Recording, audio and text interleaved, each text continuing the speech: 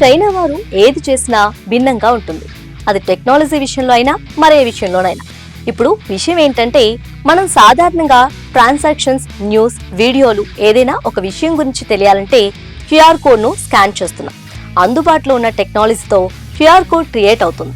Same అలానే రూపం ఉండేలా మొక్కలతో క్యూఆర్ వచ్చేలా డిజైన్ చేసి అబ్బురపరుస్తున్నారు. అంతేకాదు, దాంతో 2000 కుటుంబాలు ఆదాయం పొందుతున్నాయి.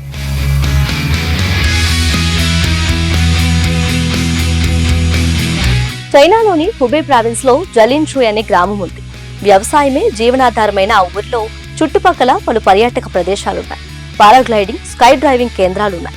వాటి సాయంతో ఆకాశంలోకి వెళ్లిన పర్యాటకులకు ఆ ప్రదేశంలో ఓ పెద్ద క్యూఆర్ కోడ్ కనిపిస్తుంది. ఇక్కడ అసలు విషయం ఏంటంటే, పైనుంచి చూసే వారికి మాత్రమే కనిపించే ఆ కోడ్ ను స్కాన్ చేస్తే స్థానిక పర్యాటక శాఖ వెబ్సైట్ ఓపెన్ అవుతుంది. ఇంకా ఆ చుట్టుపక్కల ఉన్న కొన్ని పర్యాటక ప్రదేశాలను సూచించడంతో పాటు స్థానిక హోటళ్లు, రిసార్ట్లు, షాపింగ్ మాల్లు, ట్రావెల్ ఏజెంట్ల వివరాలు కనిపిస్తాయి.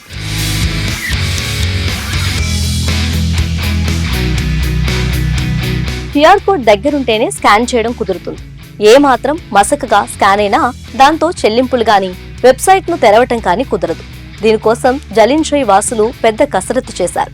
ఆకాశం నుంచి స్కాన్ చేసేలా క్యూఆర్ కోడ్ ను దాదాపు 1,50,000 జునిపర్ మొక్కలతో రూపొందించారు. అక్కడుండే 2000 కుటుంబాల వారు క్యూఆర్ కోడ్ ను తోటను సంరక్షిస్తున్నారు. పర్యాటకులు చూడటానికి టికెట్ తో అనుమతిస్తున్నారు.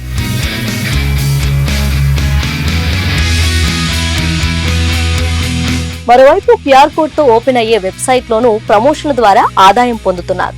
పచ్చని క్యూఆర్ కోడ్ తో ఆదాయ మార్గం అందరినీ ఆకట్టుకుంటుంది.